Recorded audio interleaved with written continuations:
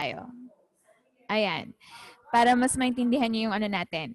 So, yung horizontal analysis, again, this is a comparison of figures shown within the financial statements of 2 or more consecutive periods. So, definitely, ang kino-compare natin dito ay yung magkasunod na taon. Okay? So, let's take it for example. Meron ka ng 2019, i-compare mo yan sa 2018, 2017.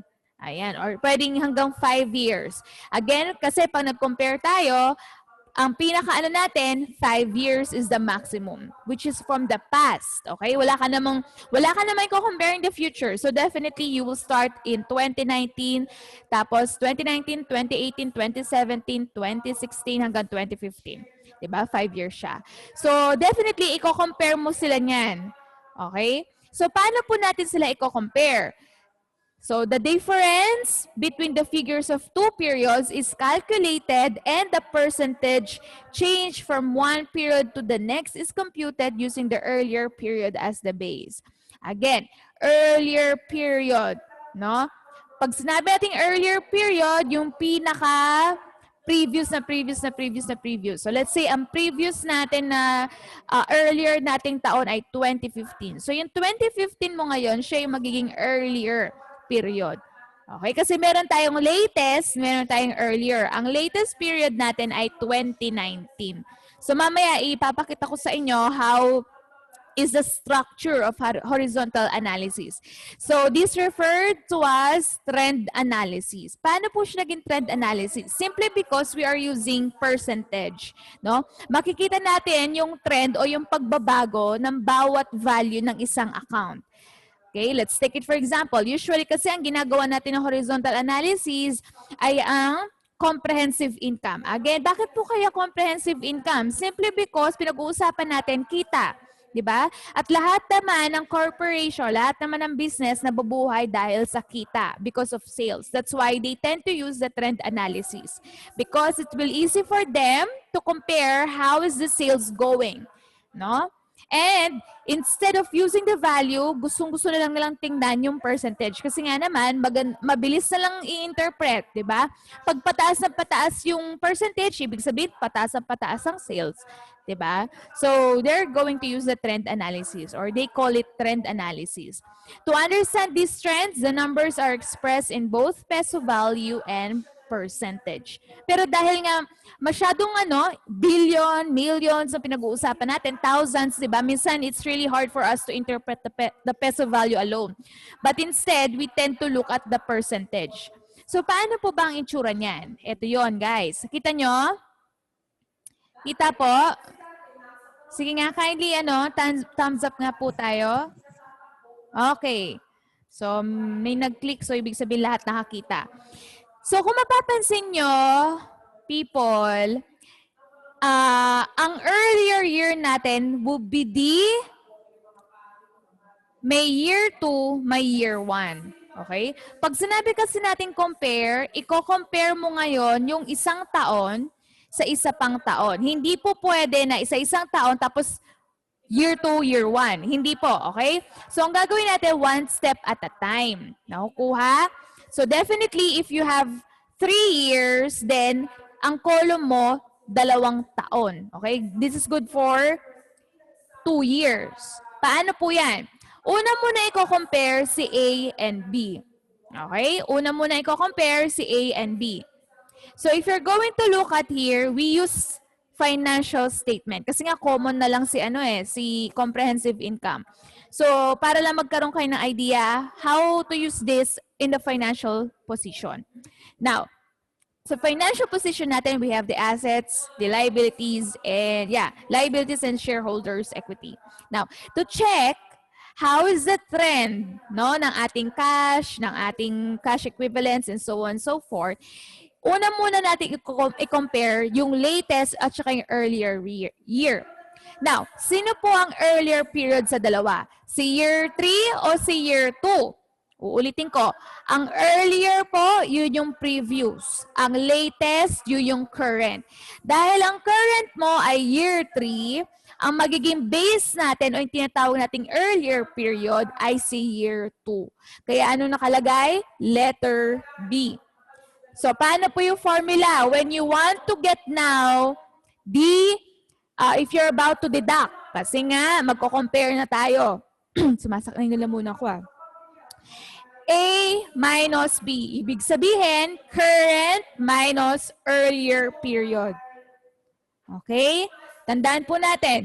Una mo nang gagawin, before you get the percentage, ima-minus mo muna yung year o yung latest year at saka yung earlier year. Kaya, meron tayo dito, A minus B. So, 360, let's start with cash. Year 3 ng 360 minus year 2 ng 180, ilan? 180. So, lumilitaw na yung 180, ito yung difference ng 2 taon, ng year 3 at ng year 2. Ngayon, hindi ka pa nakontento. Gusto mo pang i-compare si year 2. So, kukuha ka ng mas earlier period. Okay? So, year 2 minus year 1. Let's say, 2019 ang year 3, 2018 si year 2, tapos, makakapag-ano ba tayo? Parang hindi yata. Okay. Tapos, si year 1 ay 2017. Okay? Now, gigets nyo na? So, definitely, dahil si 2018, which is the year 2, kakailanganin pa natin ng isa pang taon dahil ginusto mo yon na mag-compare ka pa, then look for 2017. So, yung 2017 mo ngayon will serve as your earlier period. Siya yung magiging base mo. Kuha, siya yung magiging base. Ma'am, pwede po kaya si year 3 tsaka si year 1 pag minusin din? Hindi po pwede. Okay? Again, anong sabi doon sa rule? You're going to compare consecutive period. O, ibig sabihin, sunod-sunod. Hindi po pwedeng lumaktaw. Nakukuha? Okay. So, here now, ito yung tinatawag ko sa inyo na another column, di ba? Yung minus natin na 360 minus 180 for year 1 and year 2. Ito yon, dito mo siya ilalagay. Okay? And another, yung difference ng year 2 at saka ng year 1. Ito yon, yung 180 minus 140, 40. Nakukuha po? Gets po ba? Clear? Yes, ma'am. Okay. Wag niyong kakalimutan, people, itong formulang to, yung A minus B, B minus C. Para hindi kayo malito. Lagyan niyo siya ng letter sa taas. Yan, pag gagawa kayo ng horizontal analysis. Para matandaan nyo, okay, ang B at ang C, automatic yan ay mga base kasi po sila ay mga earlier period. Kapag i-compare na yan sa nauna nilang taon. Nakukuha? Ngayon, ito yung sinasabi, ito yung purpose talaga ni horizontal analysis. Kapag nakuha mo na yung difference ng bawat taon, i-divide mo sila. Okay? I-divide mo to. Itong 180, kanino mo siya i-divide? Doon sa base niya na year 2. Okay? Ayan o. D divide by B. So yung D mo, ito yon yung 180. Yung B mo na 180 for cash. So, dahil di-divide mo siya, 180 divide by 180 times 100 to get 100%, di ba? O, hindi makukuha natin 100%. So, makikita natin dito pa lang na halos pala ng cash natin ay mataas. So, this indicates now 100% na lahat ng cash natin ay on hand. So, wala pong mga napunta sa accounts receivable, wala sa cash equivalents, wala sa inventory. Kasi 100% siya, no? Malalaman mo yan pag hindi 100%, pag na-distribute na siya. Ayan, no? Tingnan natin yung kabila. Kung makikita nyo guys, na-distribute yan, di ba? So, hindi siya 100%. Napunta siya sa cash equivalents, napunta siya sa accounts receivable. Unlike dito sa una nating comparison, ang 100% nasa kanya lahat. Kaya makikita mo guys, negative si cash equivalents, negative si accounts receivable, negative ang inventory. So balikan natin yan mamaya. So ngayon, gawin din natin sa kabila. Okay? Yung 40, i-divide natin sa letter C. Bakit? Kasi po, base natin si year 1. Ganon din po yan sa the rest, no? Ganyan din po ang gagawin natin. So yung 140, 40 divided by 140 times 100%, ayan, 29%. So kung titingnan mo pa lang, dito ka pa lang, mag-a-analyze ka pa lang sa cash, ang gagawin ni manager, i-compare niya na with the use of the percentage. Ano po ang usually niyang titingnan? Yung 29% at saka yung 100%. No? Paano po natin siya i-analyze? Given that, nung taon ng year 1 at year 2, ang nakuha natin ay 29%. Ang nagsasabi pa lang dito, supposed to be 50% ang ideal. Pag 50% umabot doon, ibig sabihin, stable ang ating cash. Okay? Pero dito, nakita natin 29%, so ang cash niya ngayon ay insufficient. Okay? So, nung i-compare na siya ngayon sa year 2 and 3, which is 100%, it indicates na yung cash natin ay stable na. Okay? Bakit po siya na-stable? Kasi above 50% na siya. Okay? So you don't, actually, when you're doing the horizontal analysis, you have to explain it. You have to interpret in words. Pero, ang gagawin ko lang sa inyo, you just have to compute. Okay? Para lang alam nyo, paano i-compute yung horizontal analysis. So, definitely, pag na-compute mo na to, madali mo na lang siyang i-interpret. Okay, 29% nung una ay mas maganda ngayon kasi 100%. Ibig sabihin, marami akong cash. No? Pwede ko itong gamitin, pambayad ng utang, pwede ko itong gamitin pang additional working capital, pwede ko itong gamitin para bumili ako ng investment. Sakto wala akong investments. Diba? Puro ano lang, cash equivalents lang. So wala pa akong marketable securities o kaya other investments. So pwede, di ba? So ngayon, proceed tayo kay cash equivalents. So ganun din. Ang formula niya, A, sino yung A natin? Si 80 minus 120. So makikita mo, negative 40. So ngayon, mapapansin mo na, uy, nag-negative ako dito. Bakit kaya? Siyempre, pag nag-negative to, ibig sabihin, meron kang kinonvert into cash. Ayan. Nakukuha nyo guys. Ang cash equivalents, minsan kasi nilalagay na lang din dito, ini-include na din dito yung mga iba pang short-term investments. Baka i-convert na, no? Kinonvert na siya into cash. Kaya siguro naging 100% na. Ayan. Kaya tingnan mo, naging negative 40. Ngayon, I want to know, ilan ba ang percentage nitong nawala? Okay? Itong naging negative 40. So, ang gagawin natin, ganun lang. Negative 40 divide by 120. Kasi po si 120 ang base natin under year 2. Okay? So, naging negative 33%. So, mapapansin natin, ang laki din ng nawala, negative 33, pero maganda naman kasi na-convert siya into cash. Napunta siya sa cash. Kaya naging 100%. May tanong po? Wala po. Okay. So, ganun yan. Sa susunod din, for the 20%, paano po siya nakuha? Ito yon 20, I mean, 120 minus 100. Kasi yung 100 natin, siya yung base. Nakukuha? So, yan. Lagyan natin ng ano. Ito, lahat yan. Ito yung mga base. Ay, sorry, nanira ako. O, yan yung base. Yung binulugan ko, base kasi yan. Okay? O, di ko na alam paano burahin. Nako. Oh, yan na. So, ay, sorry. Ako, ma'am. Yes. What's your question?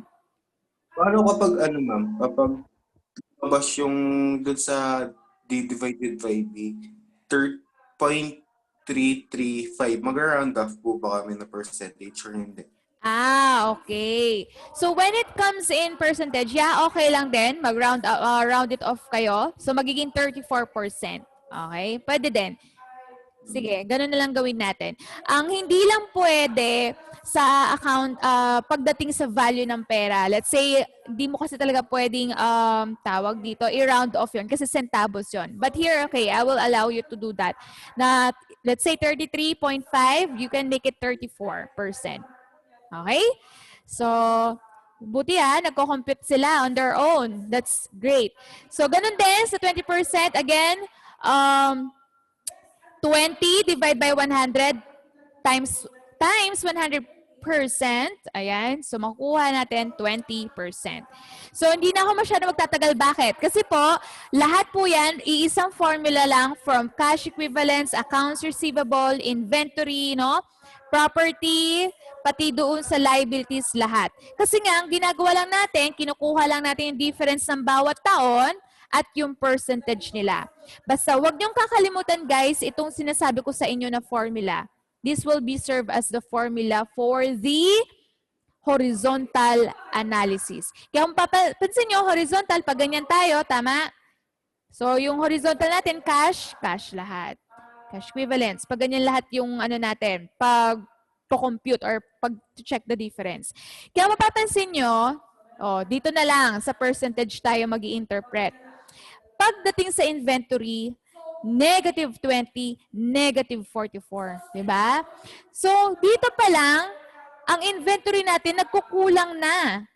No? Ang laki negative 44. The tendency here is that the inventory might not be sufficient. No? Lagi tayong out of stock.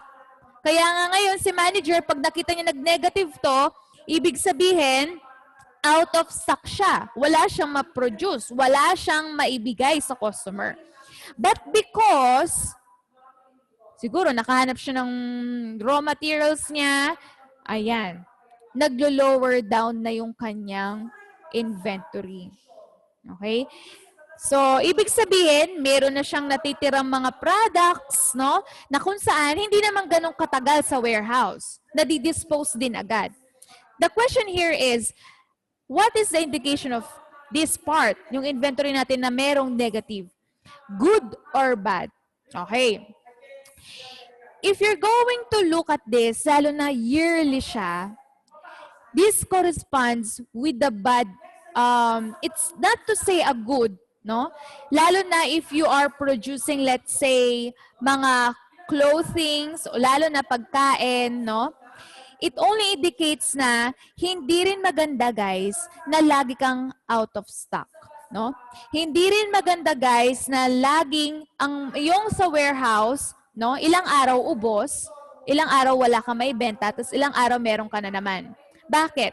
The tendency is that the customer will tend to look at the other suppliers, no? Titingin na lang yan sa ibang mga businesses na laging merong stocks. Tama ba? Para pagpupunta ka ngayon sa Jollibee o kaya sa McDo, ang gusto mo burger. Ngayon, walang cheeseburger, out of stock. Kasi nga, ayan negative 20% ka pa rin. So, anong gagawin ni customer? Aalis na lang yan. No? Kahit anong i-offer mo, dahil ang gusto niya, cheeseburger, hahanap na lang yan ng ibang fast food chain na may cheeseburger.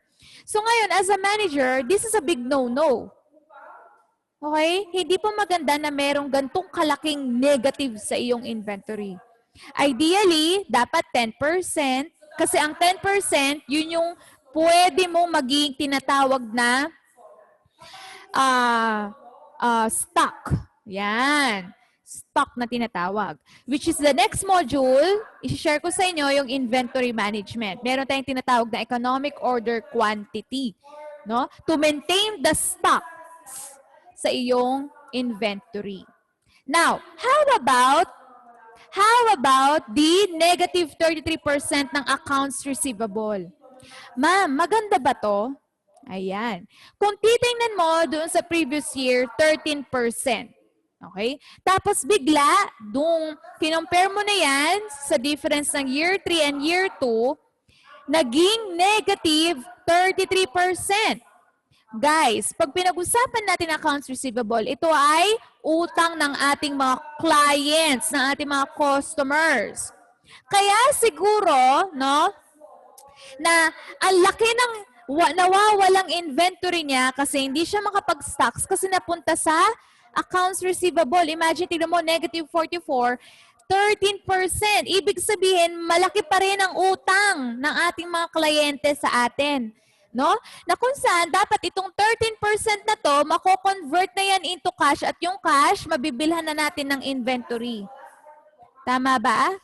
Ang kaso, ang laki 13%. Pero guys, dahil nakapag-collect ka na, ayan, nawala, nadagdag na sa cash. Ngayon, itong cash mo na 100%, pwede ka nang bumili ng inventory mo. Pero ulitin natin, maganda po ba ang accounts receivable na may negative? Yes. Okay? It's a thumbs up. Ibig sabihin, ang customers natin, wala nang masyadong utang. Bakit po merong negative 33? The tendency is that because of our clients, no, minsan nag-a-advance payment yan, okay? O yung tinatawag natin advance muna bago ang delivery ng product. No? Meron naman, nag-a-advance talaga on hand bago nila makuha kasi nakaschedule ang kanilang produkto. So definitely, parang lumalabas pa na tayo pa ang may utang sa ating mga kliyente because of our inventory. Ayan o. Lagi kasi tayong walang stocks. O sige, bayad na ako para mabigay, para akong unahan mong bigay. 'Di ba? May mga ganyang klaseng clients na magbabayad na agad para pag nagkaroon ng inventory, sila unang gagawan ng produkto. So, this is a good indication, no, na bumaba yung accounts natin. Maganda yan. Okay? So, ibig sabihin, dahil negative na ating accounts receivable, madali nating magamit ang pera, no? Napapaikot na natin yung pera. Kaya hindi rin naman nare-recommend na kailangan ang iyong credit policy ay maluwag, no? Hindi po hinihikayat 'yan. Kasi pag maluwag kasi yung client, anong gagawin? Aabusuhin nila, no? Yun nga lang sa 5-6 na nagpautang ka at hindi ka mabayaran, 'di ba? Pero pinapautang mo hanggang sa mamihasa, hindi nagbabayad ng mabuti. Wala hanggang sa huli wala ka na makukuha sa kanya. Ganon din sa business, no? Kailangan meron silang credit ratings na tinatawag na good payer sila bago mo sila payagan na mangutang sa iyong mga produkto. Kasi yung bayad nila, yun yung pang-iikot mo no? Kasi kung hindi ka marunong mangolekta, naku, kawawa yung cash mo. Mas kawawa ang inventory mo kasi ang inventory mo, dito mo lahat nakukuha yung benta. Okay? Next.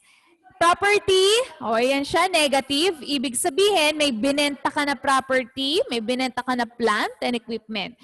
Kaya siguro naging 100, no? Naging mataas ang value ng iyong cash. Mataas naging percentage niya. Okay, so ganun din sa ating liabilities. We only have 6 minutes but I'll try to finish this one.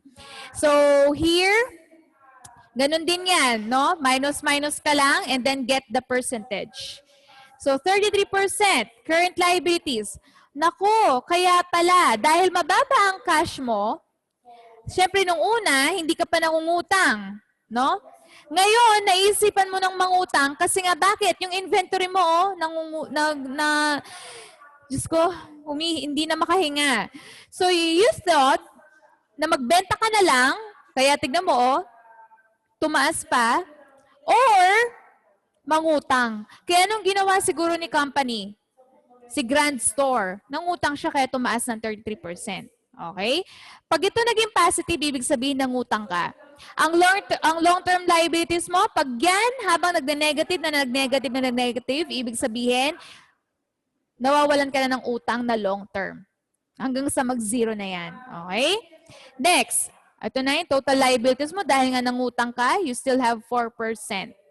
Shareholders. So may tendency, may nag-withdraw kasi bumaba siya from 285 naging 370. So yung 30% for our equity, ayan, bumaba. Simply because, again, tandaan mo, nag-dividend kasi tayo. Then you have to shell out also the dividend. Kaya ayan, naging 30%. Pero paano po nakuha yan? Ito yun, 285 minus 370. which is 85, divide by 285. Times 100%, ayan, 30%. Ganon din yan, the rest. Okay? Nakuha po ba? Yes, ma'am. Gets? Okay. So, tandaan nyo lang, ito lang tong formulang to, yung nasa taas. Yung increase, decrease, ayan, yung A minus B, B minus C. Tapos, yung sa percent of increase, ayan, D divided by D, E divided by C. Ma'am, paano kung dalawa lang po? Year 2 and year 3? Pwede. Ma'am, paano kung sasama ko din yung magiging 4 na taon? Pwede. Ikaw, kung gusto mong 10, pwede rin. Di kita pipigilan. Pero ideally, when you're doing the trend analysis, mas maganda, 5 years lang. Kasi mas accurate pa ang data nun. 5 years beyond, wala nang kwenta yon, basura na yon, no? Wala nang kasaysayan yon. Kumbaga, kasi ang panahon lagi nagbabago. Mali mo ang year 4, minsan pa nga ang year 4 tulad ngayon, may COVID ngayon 2020, hindi na kayang i-predict ng year 3. Kasi iba eh. Iba yung na-experience natin sa COVID na lahat talaga bagsak ang negosyo. So, definitely, you would say, pag gumawa ka ng financial ratios niyan, lahat yan negative. Bakit? Kasi malaking impact ang year 4, which is the COVID. Hihilain niya lahat yung mga nag-increase mong kita, no? Yung lahat ng assets mo, hihilain niya yan. Kaya, the tendency, yung percent mo dito, negative lahat yan. Try mo mang computein. Lahat yan magde-negative. So ngayon, ma'am, do you think yung itong horizontal analysis natin effective pa? This will, yes, magiging effective siya kahit negative pa rin ang year 4 mo, which is the 2020. Bakit? Kasi mabibigyan ka ngayon ng, tawag dito, ng wake-up call. Oh my God, negative lahat. So ano ang gagawin kong strategy? Siyempre si manager, pag nakita niyang lahat negative, gagawa yan ng plano, gagawa yan ng strategy para i-flip, no? I-increase niya lahat, yung mga dapat ma-increase, lalo na yung cash, inventory, no? Yung cash equivalents, pati yung shareholders equity mo. Okay? Pag yan lahat negative, delikado ka na. May tendency, mag-file ka na talaga ng bankruptcy. Kaya nga, mas maganda pa rin, kahit na maganda ang performance ng year 3 mo, may tinatawag na benchmark, no? Ibi-benchmark mo pa rin yung year 3 mo kasi magandang performance nun. Kahit na ngayong taon, may COVID ka. At least, may COVID crisis. So, for the year 5, mas maganda na yung magiging comparison natin. Okay, nag-negative ako ngayong year 4. Kamusta na kaya ang aking year 5? Yan. Diba? Lalo na kung ang year 5 mo, wala ng COVID. Wala ng COVID crisis. Okay? So, this is the end of our lesson for Module 5. And then tomorrow, hopefully, we're able to finish this para nakahabol pa rin tayo sa discussion. Marami yan. So, kindly check na lang doon sa PowerPoint and also my link, no? Para ma-advance na rin yung lessons nyo. Do you have any questions? May tanong po ba? Less than 1 minute na lang tayo. So, you don't have to worry kasi kaya ako ni-record to para Tagalog. Mas balik-balikan nyo siya. Okay? So, yung video, actually wala pala akong ginawang video dito kasi ang gusto ko Tagalog na lang ang i-upload ko sa Schoology. Okay po? Clear? Okay. So, if that's the case, thank you and have a great day. Thank you, ma'am. Okay. Thank you, ma'am. Kindly check na lang yung Schoology if may pa-activity ako doon, ha? Check ko din today. Alam ko meron para ma-refresh kayo sa horizontal pati dun sa projection. Okay? Okay. Okay. Bye-bye.